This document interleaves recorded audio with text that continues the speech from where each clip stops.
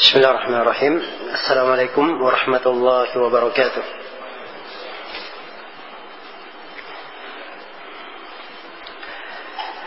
الحمد لله حمدا يليق بجلاله وعظمته، وأشهد أن لا إله إلا الله وحده لا شريك له في ألوهيته وربوبيته وأسمائه وصفاته، وأشهد أن محمدا عبده ورسوله خير بريته صلى الله عليه وعلى آله وصحابته أما بعد.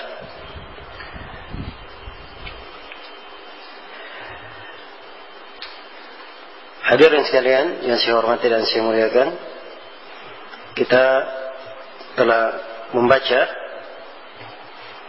sebagian pembahasan dari bab yang pertama yang disebutkan oleh penulis kitab Fadlul Islam. Kita telah mengkaji dua ayat yang disebutkan di dalam bab yang pertama ini, yang beliau menyinggung tentang keutamaan Islam. Kemudian di halaman 12 beliau sebutkan ayat yang ketiga. Berkata penulis rahimahullahu ta'ala, wa qawluhu ta'ala ya ayyuhalladzina amanu taqullaha wa aminu bi rasulihi yu'tikum kiflaini min rahmatih wa yaj'al lakum nuran tamshuna bihi wa yaghfir lakum wallahu ghafurur rahim. Dan firman-Nya Ta'ala, firman Allah Ta'ala, ya ayyuhalladzina amanu, wahai orang-orang yang beriman, ittaqullah, bertakwalah kepada Allah, wa aminu bi rasul, dan berimanlah kepada Rasulnya, yu'tikum kiflaini min rahmatih, niscaya Allah akan memberi dua bagian rahmatnya kepada kalian.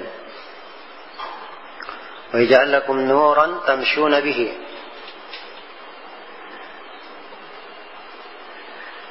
dan menjadikan cahaya untuk kalian yang kalian dapat berjalan dengan cahaya itu. Wa yaghfir lakum, dan mengampuni dosa-dosa kalian. Wallahu ghafurur rahim, dan Allah Maha Pengampun lagi Maha Penyayang. Ya, ini ayat yang ketiga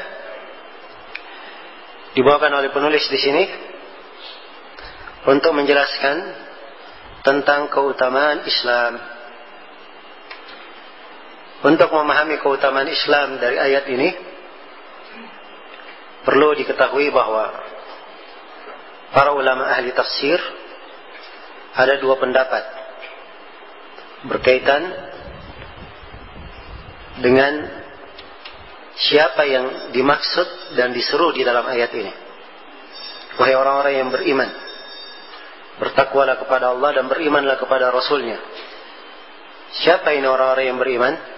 Apakah orang-orang yang beriman yang dimaksud dari kalangan ahlul kitab, atau orang-orang yang beriman dari kalangan umat Islam di umat ini?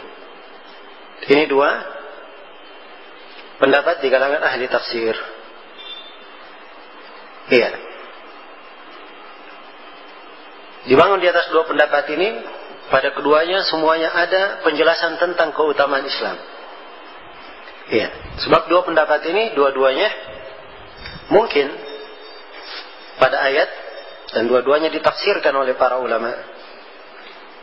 Dan kaidahnya di dalam ilmu tafsir, sepanjang dua pendapat atau dua penafsiran tidak bertentangan, maka dua-duanya ditafsirkan pada sebuah ayat, karena kandungan Al-Quran adalah kandungan yang sangat luas. Iya. Jadi bagi yang menafsirkan bahwa yang dimaksud dengan orang yang beriman di sini adalah orang beriman dari kalangan ahlul kitab, dari sini tampak keutamaan Islam dari dua sisi. Sisi yang pertama,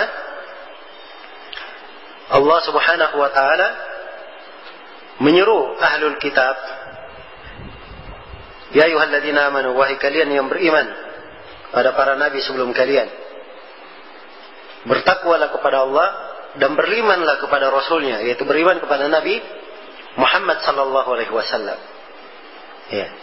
Jadi tampak di sini keutamaan Islam, di mana ahlul kitab, penganut orang-orang yang beriman kepada kitab sebelum Al-Quran, diperintah untuk beriman kepada Nabi Muhammad sallallahu alaihi wasallam, mengikuti syariat Nabi Muhammad dan mengikuti Al-Quran yang dibawa oleh Nabi Muhammad. Syariat Nabi Muhammad adalah penutup syariat para nabi dan para rasul, dan agama beliau telah menghapus seluruh agama sebelumnya.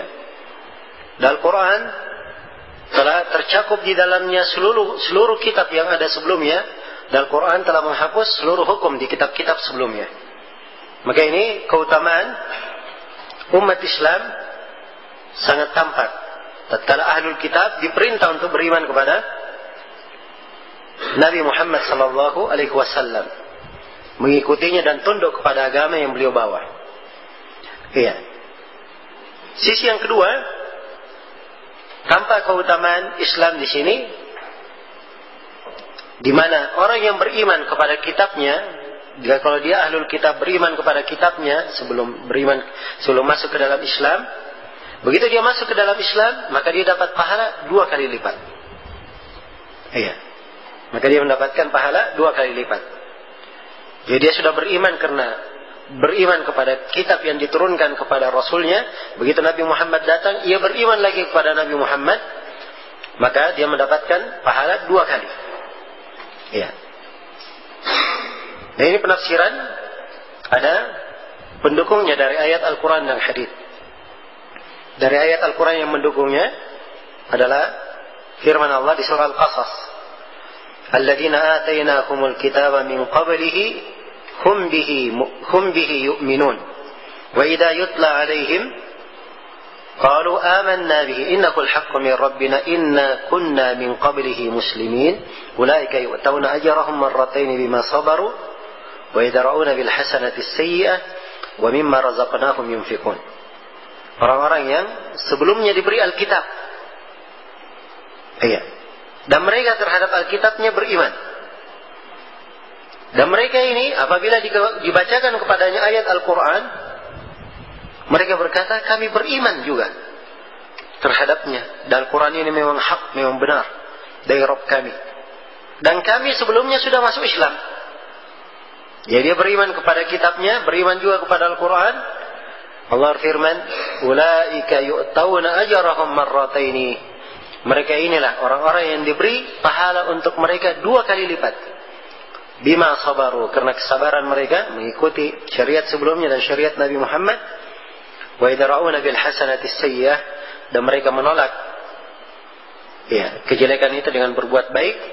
Wa mimma razaqnahum yunfiqun, dan terhadap rezeki yang kami berikan kepada mereka, mereka menginfakkan.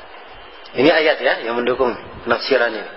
Adapun dari hadis, di dalam riwayat Bukhari dan Muslim dari hadis Abu Musa al-Asy'ari, Rasulullah sallallahu alaihi wasallam menyebutkan, "Thalathatun yu'tawna ajrahum marratain." Ada 3 golongan yang pahalanya diberikan kepada mereka 2 kali lipat. Iya. Golongan yang pertama yang disebutkan, rajulun min ahli al-kitab amana bi nabiyhi wa adraka an-nabiy sallallahu alaihi wasallam فآمن به واتبعه وصدقه فله أجران. Adalah seorang dari ahlul kitab. Dia beriman kepada nabinya. Kemudian dia dapati masa Nabi Muhammad sallallahu alaihi wasallam. Lalu ia beriman kepada Nabi Muhammad dan mengikuti Nabi Muhammad, membenarkan apa yang beliau bawa. Maka untuk orang ini pahala 2 kali. Iya. Baik. Jadi ini penafsiran yang pertama, tampak dari sini keutamaan Islam. Ya, dan dimaklumi bahwa seorang itu wajib masuk ke dalam Islam. Akan datang nanti disebut oleh penulis satu bab khusus di sini. Ya, siapa yang beriman kepada Nabi sebelumnya, begitu Islam datang, kalau memang dia beriman kepada Nabi sebelumnya, dari kewajiban keimanannya, dia harus beriman lagi kepada Nabi Muhammad. Kapan dia tidak beriman kepada Nabi Muhammad, maka keimanannya kepada Nabi sebelumnya itu tidak dianggap Bahkan itu dianggap kafir kepada nabinya, karena nabinya telah mewasiatkan kepadanya kalau Nabi Muhammad datang harus apa? Beriman kepada Nabi Muhammad. Karena itu akan datang penyebutan hadits, ya, la yasma'u bi yahudiyyun wala nasraniyyun thumma la yu'minu bima ji'tu bihi illa kana min ahli an-nar. Tidak seorang pun yang mendengar saya diutus, tidak seorang Yahudi, tidak pula seorang Nasrani, kemudian dia tidak masuk Islam, tidak menerima apa yang saya bawa, pasti dia menjadi penghuni neraka. Baik, ini penafsiran yang pertama. Penafsiran yang kedua dibangun di atas mana ayat bahwa orang yang beriman di sini adalah orang yang beriman dari kalangan umat ini. Iya. Dari kalangan umat Islam. Jadi kalau kita tafsirkan di atas pendapat yang kedua ini, keutamaan Islam akan tampak dari beberapa sisi. Ya ayyuhalladzina amanu, wahai orang-orang yang beriman. Ini dari umat Islam. Ittaqullah, bertakwalah kepada Allah. Bertakwalah kepada Allah. Wa aminu bi rasuli, dan berimanlah kepada Rasulnya. Berimanlah kepada Rasulnya. Iya. Dan penafsiran yang kedua ini lebih banyak dikuatkan oleh para ulama. Dan kelihatannya penulis juga menguatkan penafsiran yang kedua, karena beliau bawakan hadits Ibnu Umar setelahnya. Di mana di hadits Ibnu Umar setelahnya akan diterangkan bahwa umat Islam ini pahala untuk mereka 2 kali lipat daripada umat-umat sebelumnya. Iya. Ya ayyuhalladzina amanu, wahai orang-orang yang beriman, ittaqullah, bertakwalah kepada Allah, wa aminu bi rasuli, dan berimanlah kepada Rasulnya. Yu'tikum kiflaini min rahmati. Ini keutamaan yang pertama. Siapa yang beriman, bertakwa kepada Allah dan beriman kepada Rasul, dia masuk ke dalam Islam secara benar, maka Allah akan berikan untuknya 2 bagian dari rahmatnya. Ya, kiflaini ini 2 bagian besar dari rahmat. Rahmat yang dia perlukan di dunia dan rahmat yang dia perlukan di akhirat. Iya, karena kita hidup ini di bawah teduhan rahmat Allah. Ya, andai kata tidak ada rahmat Allah pada manusia ini, tidak ada yang tersisa di atas muka bumi.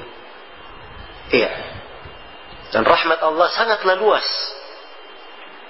Didekatkan oleh Nabi sallallahu alaihi wasallam dalam sabdanya, "Inna lillahi mi'ata rahmah." Sungguhnya Allah memiliki 100 rahmat. Ini penyebutan 100 bukan pembatasan. Ya. 99 disimpan di sisinya, 1 rahmat itulah yang dibagi di tengah makhluk.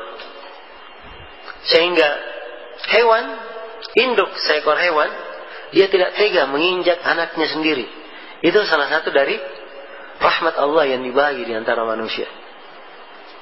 Ya, dibagi di antara manusia. Dan rahmat ini, ya, orang yang masuk Islam dengan keislaman yang benar, Allah berikan 2 bahagian dari rahmatnya. Ini pemberian yang sangat luas, pemberian yang sangat besar. Ya. Baik. Dengan rahmat ini, ia mendapatkan segala yang diperlukan di dunia, dan dengan rahmat ini pula ia diselamatkan kelak di kemudian hari. Keutamaan yang kedua, wa yaj'al lakum nuran tamshuna bihi. Dan Allah jadikan untuk kalian cahaya, kalian berjalan dengannya. Ya. Ini keutamaan yang kedua bagi orang yang masuk ke dalam Islam. Siapa yang berislam dengan keislaman yang benar, maka Allah akan memberikan kepadanya cahaya. Dia berjalan dengan cahaya tersebut. Iya, bisa dibayangkan ya. Tatkala manusia berada di kegelapan, ya, tidak melihat jalan. Apalagi kalau jalan yang dicari bukan cuma satu jalan. Ini kata jalan yang dicari banyak jurang-jurang di samping kanan dan kirinya, dan tidak ada penerangan, tentunya kebinasaan yang akan terjadi. Dengan keislaman ini, Allah memberikan kepada mereka cahaya. Mereka berjalan dengan cahaya tersebut. Dan ini hanya diberikan kepada orang yang berislam. Iya. Di dalam ayat ini dibahasakan bertakwa kepada Allah dan beriman kepada Rasulnya. Beriman kepada Rasulnya. Dan ini bentuk dari keislaman dengan maknanya yang luas. Iya. Dan Allah Subhanahu wa ta'ala menyebutkan bahwa cahaya ini yang menyebabkan seorang hamba itu hidup. Iya. Dan dengan cahaya inilah yang membedakannya dengan orang lain. Perhatikan ayat yang lain di surah Al-An'am, Allah berfirman, "Awaman kana maitan fa ahyaynahu wa ja'alna lahu nuran yamshi bihi fin nasi kaman mathaluhu fi adh-dhulumati laysa bi kharijin minha." Apakah orang yang tadinya dia mati, kemudian kami hidupkan dia dan kami jadikan untuknya cahaya, dengan cahaya itu dia berjalan di tengah manusia. Apakah sama orang yang dihidupkan ini, mendapat cahaya ini, dengan orang yang perumpamaannya di tengah kegelapan tidak bisa keluar darinya? Ya subhanallah, diperumpamakan orang yang memiliki pengetahuan tentang Islam ini seperti orang yang hidup. Orang yang tidak mengenal Islam, walaupun dia berjalan, makan dan minum, hakikatnya itu adalah mayat berjalan. Sebab disebut dalam ayat, apakah orang yang tadinya dia mati, kemudian kami hidupkan. Jadi hakikat kehidupan dengan apa? Dengan keislaman. Dan ini dari keutamaan Islam. Iya. Dengan keislaman ini, ilmu yang diajarkan di dalam Islam, inilah yang menghidupkan seorang hamba. Menghidupkan seorang hamba. Dan membedakannya dengan orang-orang yang dianggap mati di dalam syariat. Walaupun dia berjalan, ya, tapi di dalam timbangan dan penyebutan Allah Subhanahu wa ta'ala dianggap sebagai orang-orang yang mati. Iya. Kemudian keutamaan yang ketiga, iya, dan sebelum saya pindah kepada keutamaan yang ketiga, masih berkaitan dengan keutamaan yang kedua, wa ja'al lakum nuran tamshuna bihi. Nah, Allah akan menjadikan untuk kalian cahaya, kalian berjalan dengannya. Ini cahaya ilmu, cahaya keyakinan, ya, yang membuat seorang muslim itu bisa membedakan antara yang hak dan yang batil. Yang mampu membedakan antara petunjuk dan kesesatan. Mampu membedakan antara cahaya dan kegelapan. Mampu membedakan antara yang baik dan yang jelek. Ya. Dan ini dari keutamaan Islam untuk penganutnya. Mengarahkannya kepada apa? Hal yang terbaik untuk dirinya. Kemudian di akhir ayat dikatakan wa yaghfir lakum wallahu ghafurur rahim. Dan Allah mengampuni kalian. Dan sesungguhnya Allah Maha Pengampun lagi Maha Penyayang. Ini dari keutamaan Islam. Islam itu menggugurkan dosa-dosa. Keislaman yang benar. Jadi seorang ketika dia menjaga keislamannya, selalu dia memperbaiki dirinya di atas keislaman yang benar, maka amalannya ini adalah hal yang menggugurkan dosa-dosanya. Perkara yang menggugurkan dosa-dosanya. Ya, dan dari amalan keislaman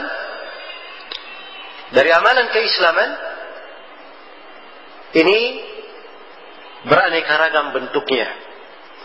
Sebab Islam itu, ya, Islam sebagaimana yang akan kita terangkan nanti punya dua makna. Ada makna khusus dan ada makna umum. Iya, ada makna umum. Islam dengan makna umum tercakup di dalamnya berbagai amalan. Ya. Ada keimanan, ada ihsan, ada juga keislaman. Ya. Jadi untuk nama Islam itu dua. Ada Islam dengan nama umum, ada Islam dengan makna apa? Makna khusus. Dan untuk keislaman ini Allah telah menyebutkan di dalam Al-Quran bersama 9 orang yang berbuat amalan di dalam keislaman, disebutkan untuk mereka pengampunan dan pahala yang sangat besar. Innal muslimina wal muslimat wal mu'minina wal mu'minat, terus sampai akhir ayat dikatakan a'addallahu lahum maghfiratan wa ajran 'azima. Sungguhnya laki-laki dan perempuan yang berislam, laki-laki dan perempuan yang beriman. Disebutkan setelahnya beberapa amalan, dan di akhirnya Allah berfirman a'addallahu lahum maghfiratan wa ajran 'azima. Allah siapkan untuk mereka pengampunan dan pahala yang sangat besar. Iya. Maka dari keutamaan Islam ini menggugurkan dosa-dosa. Keislaman menggugurkan dosa-dosa. Iya. Baik. Selesai sudah pembahasan ayat yang ketiga. Setelah menyebutkan 3 ayat, penulis membawakan di sini beberapa hadis. Hadis yang pertama di halaman 13. Kata beliau fi sahih, di dalam as-sahih, an Ibnu Umar radhiyallahu anhuma, dari Ibnu Umar radhiyallahu anhuma, anin Nabi sallallahu alaihi wasallam annahu qala, dari Nabi sallallahu alaihi wasallam beliau bersabda, "Mathalukum wa mathalu ahli al-kitabaini." Permisalan antara kalian dan dua ahlul kitab, kamathali rajulin istajara ujara, adalah seperti seorang yang mempekerjakan pegawai. Iya. Ini diberikan perumpamaan. Dan perumpamaan itu banyak di dalam Al-Quran, banyak di dalam hadis. Dan dimaklumi perumpamaan itu banyak manfaatnya untuk menggambarkan apa? Sesuatu. Karena itu kata para ulama, perumpamaan diberikan untuk mendekatkan pemahaman. Untuk mendekatkan pemahaman. Jadi permisalan antara kita umat Islam dengan dua ahlul kitab sebelum kita, Yahudi dan Nasara, itu perumpamannya seperti seorang yang mempekerjakan pegawai. Iya. Dia berkata, qala may ya'mal li min qudwatin ila nisfin nahar ala qirat. Ya. Orang yang mempekerjakan berkata, siapa yang mau bekerja untukku dari pagi sampai tengah hari dengan upah 1 qirat. Ya. 1 qirat ini ditafsirkan dalam satu hadis seperti ukuran gunung yang sangat besar, 1 qirat. Ya. Jadi upahnya sudah disebutkan banyak, 1 qirat. Ya, akad kerjanya bagaimana? Akad kerjanya dari pagi sampai apa? Dari siang dia kerja. Begitu akad kerja ditawarkan, siapa yang menyambutnya? Ya. Dikatakan di kelanjutan hadis, fa'amilatil yahud, maka orang-orang Yahudi pun bekerja. Jadi yang menerima akad ini siapa? Orang-orang Yahudi. Kemudian dia berkata lagi, ya, qala may ya'mal li min nisfin nahar ila salatil asri ala qirat. Ya, fa'amilatin nasara. Dia berkata lagi, siapa yang mau bekerja untukku dari siang hari sampai waktu salat asar dengan upah 1 qirat juga. Ini hampir mirip ya jaraknya. Walaupun lebih apa? Lebih dekat. Iya. Dan waktu asar sudah dekat dengan terbenamnya apa? Matahari. Ya. Maka orang-orang Nasara yang menerima akad kerja ini. Kemudian dia berkata lagi, "Tsumma qala may ya'mal li min al-'asri ila an taghiba asy-syams ala qirataini fa antum hum." Ya. Dia berkata lagi, siapa yang mau bekerja untukku dari asar sampai matahari tenggelam dengan upah 2 qirat. Ya. Maka kalianlah ya kaum muslimin yang bekerja. Jadi menerima akad ini siapa? Kaum muslimin.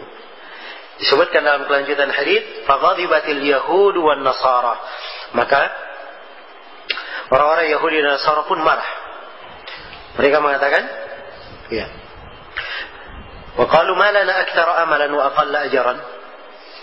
Mereka berkata, bagaimana ini? Kami bekerja lebih banyak, tetapi upahnya lebih sedikit. Iya. Ini bekerja waktunya lebih banyak dari pagi sampai siang, misalnya dari siang sampai sore. Iya. Ini dari sudah sore sampai matahari terbenam, pendek waktunya. Ya, kami panjang waktu cuma 1 qirat. Mereka pendek waktunya tapi dapat pahala 2 qirat, 2 kali lipat. Bagaimana ini? Marah orang-orang Yahudi dan Nasara. Ya. Qala hal naqastukum min haqqikum syai'an? Qalu la.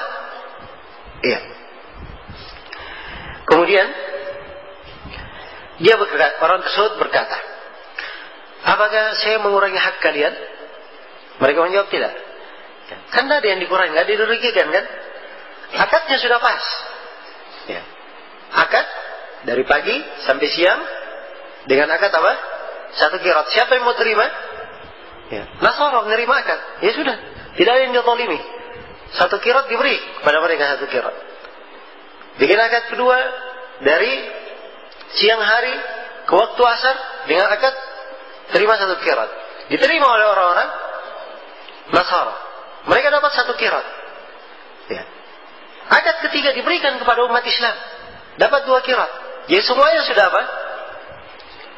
Sudah penuh dengan keadilan. Kalau ada yang dilebihkan, disebutkan di kelanjutan hadis.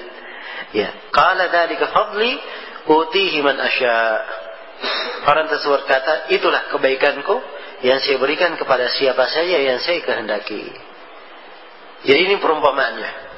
Umat Islam ini diberi oleh Allah Subhanahu wa taala keutamaan.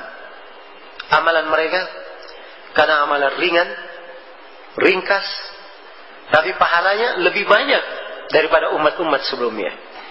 Iya. Lebih banyak daripada umat-umat sebelumnya. Karena itu sebagai umat yang menyandang keislaman, hendaknya kita bersyukur kepada Allah Subhanahu wa taala terhadap nikmat yang agung ini. Terhadap nikmat Allah Subhanahu wa taala yang sangat besar ini. Ya.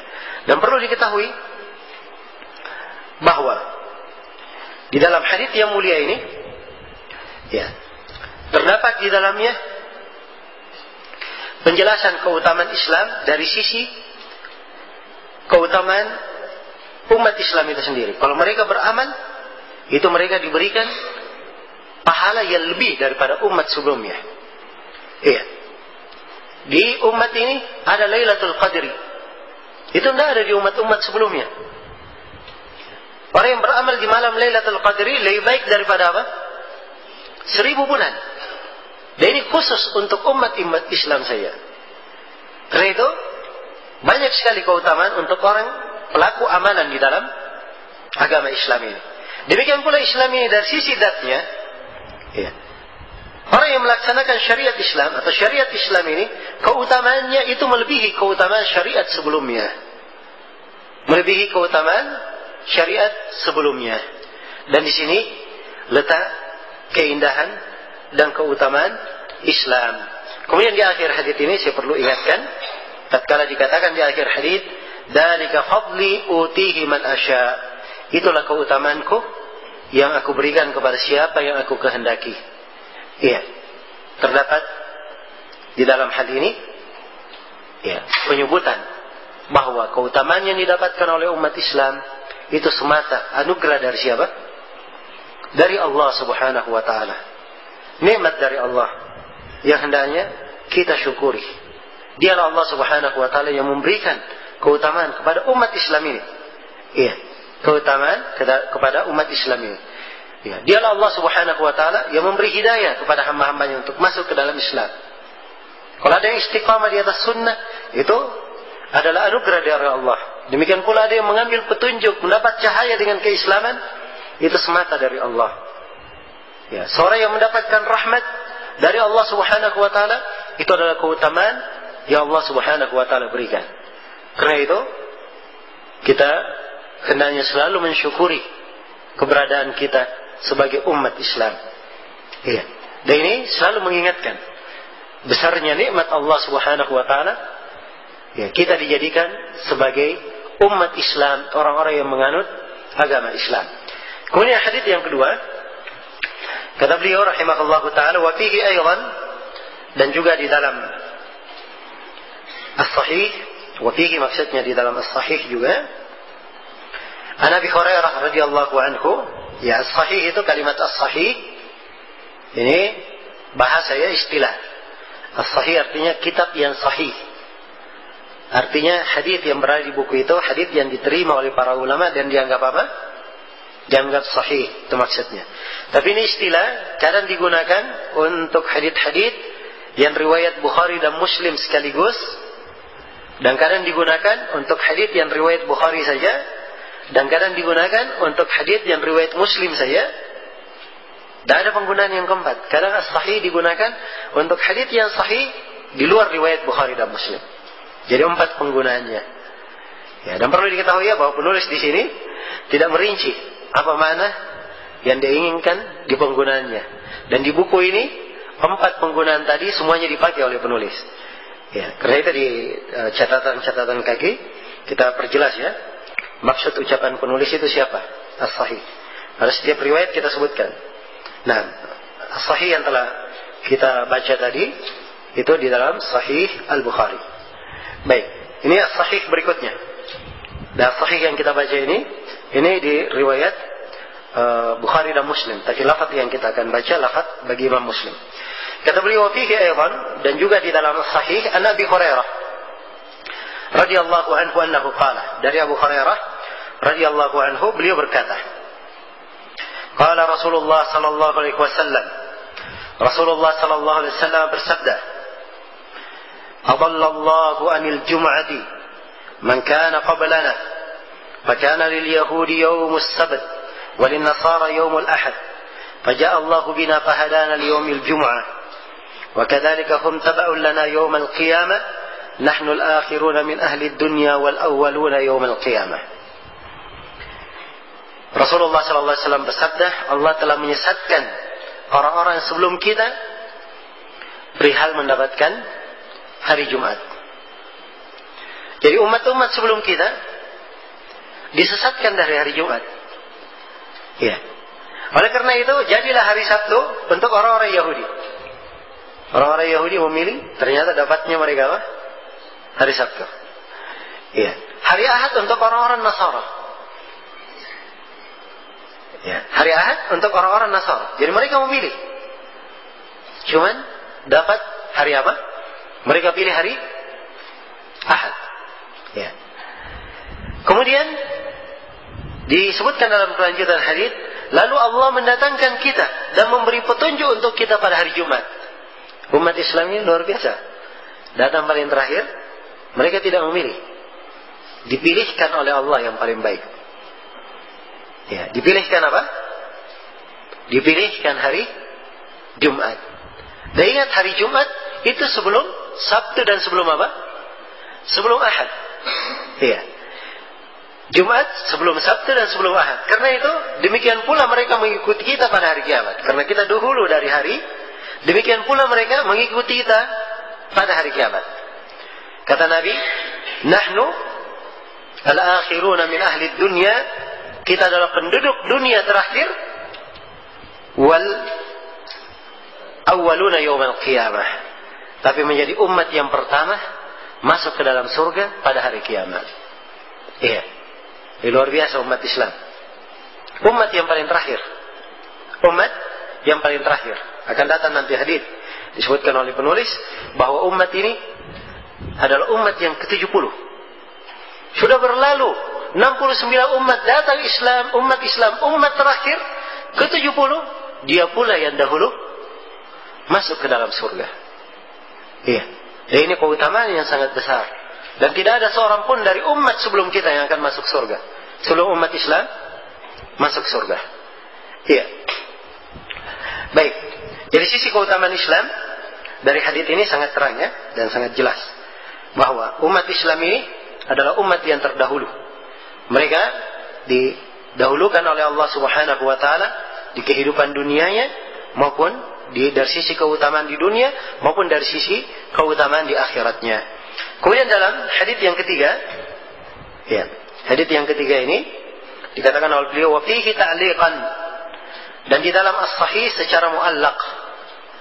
Ya, maksudnya kalau disebut dalam as-sahih secara muallaq, kata muallaq itu artinya adalah hadits itu disebut oleh Imam Al-Bukhari langsung disandarkan kepada Nabi, tidak disebutkan sanadnya.